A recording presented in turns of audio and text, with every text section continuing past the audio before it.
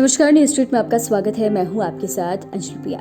आगामी लोकसभा चुनाव को लेकर बीजेपी अपनी तैयारी में लगी हुई है और तैयारियां जोरों शोरों से चल रही है। आपको बता दें कि केंद्रीय गृह मंत्री अमित शाह एक बार फिर से बिहार दौरे पर आएंगे। दरअसल उनका ये 50 दिन में दूसरा बिहार दौरा होगा। इसी से इस बात का अंदाजा लगाया जा सकता है कि बीजेपी किस तरीके से और कितनी तेजी में आगामी चुनाव को लेकर तैयारी में लगी हुई है। दरअसल केंद्रीय गृह मंत्री अमित शाह एक बार फिर से बिहार दौरे पर आ रहे हैं। 5 नवंबर को मुजफ्फरपुर में उनकी रैली होगी। 50 दिन के अंदर अमित शाह का यह दूसरा बिहार दौरा होगा। इससे पहले 16 सितंबर को मधुबनी के झंझारपुर में उनकी रैली हुई थी। इसको लेकर बीजेपी की लोकसभा कोर कमेटी की बैठक चली है और बैठक पार्टी के प्रदेश प्रभारी विनोद तावरे की अध्यक्षता में हुई है। इसमें पार्टी के प्रदेश अध्यक्ष सम्राट चौधरी समेत कोर कमेटी के सभी दिग्गज नेता मौजूद हुए। इसमें 6 लोकसभा क्षेत्र गोपालगंज, सुपौल, मधेपुरा, भागलपुर, बांका, नालंदा, पूर्णिया में पार्टी की तैयारियों की समीक्षा की जा रही है। इसमें बूथ कमेटियों के गठन से लेकर गठबंधन के स्वरूप पर भी चर्चा की जा रही है।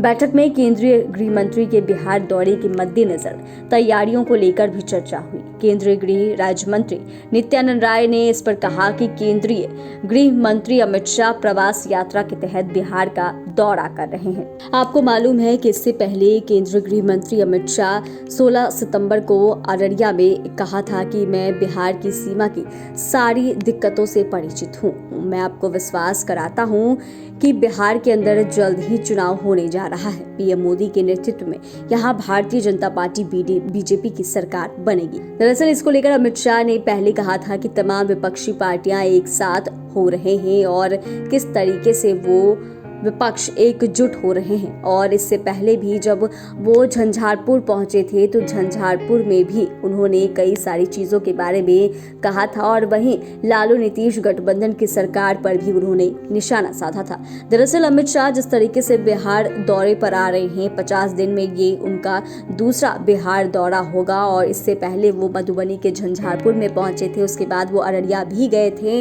लेकिन अब फिर से जो बिहार दौरा होने वाला है, इसको लेकर कहीं कहीं इस बात का अंदाजा लगाया जा रहा है कि आगामी लोकसभा चुनाव को लेकर तैयारियां तो सभी पार्टियां कर रही हैं, लेकिन बीजेपी की तैयारियां कुछ ज्यादा ही तेजी से चल रही है। अब देखने वाली बात यह होगी कि अमित शाह 5 नवंबर को मुजफ्फरपुर में आएंगे, उनकी रैली होगी।